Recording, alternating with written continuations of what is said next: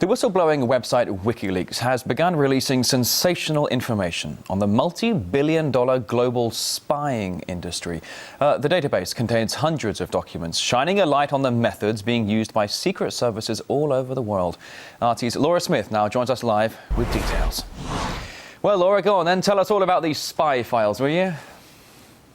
Well, at the moment, there are 287 of them that have already been released, but that's just the beginning, according to WikiLeaks. And they detail what WikiLeaks is calling mass surveillance that's going on a global scale. They say that 10 years ago, this is an industry that really didn't exist, but that 9/11 provided essentially a license for companies to start developing spying systems that basically affect all of us. And now there are 160 companies in 20 different countries all developing this software, and it's an industry that's completely unregulated. And just to sort of bring it down to the basics, Julian Assange said, he did a quick survey around the room in this press conference that we were at this morning, and he said, who here owns an iPhone or uses Gmail or has a BlackBerry? And everyone puts their hands up, and he says, basically, you are under surveillance, and that is without a doubt.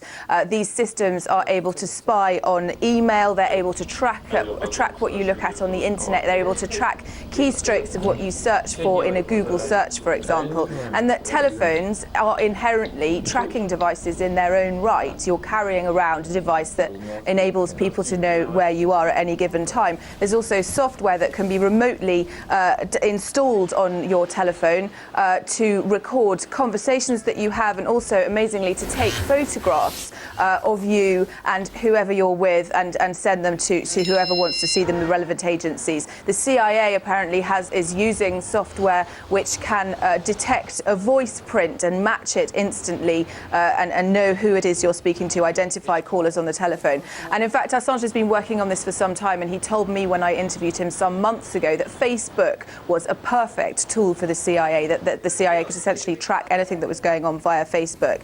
This is software that's being made by Western companies and then sold to countries which include, according to WikiLeaks, Tunisia, Syria, Egypt and Libya. And you can look for yourselves and see these documents. They're all online at wikileaks.org/spy files. But I'll just give you one example, which is of a contract that WikiLeaks has uncovered between a French company called Amasis with the late Colonel Gaddafi's former regime in Libya to track mobile communications. And WikiLeaks says it has evidence that that software was used to track Libyans' opponents of Gaddafi's who were living in the UK at the time, even though this software, as I say, is completely illegal in Western countries. It's illegal to use these kinds of software by any kind of agency to obtain blanket information on groups of people.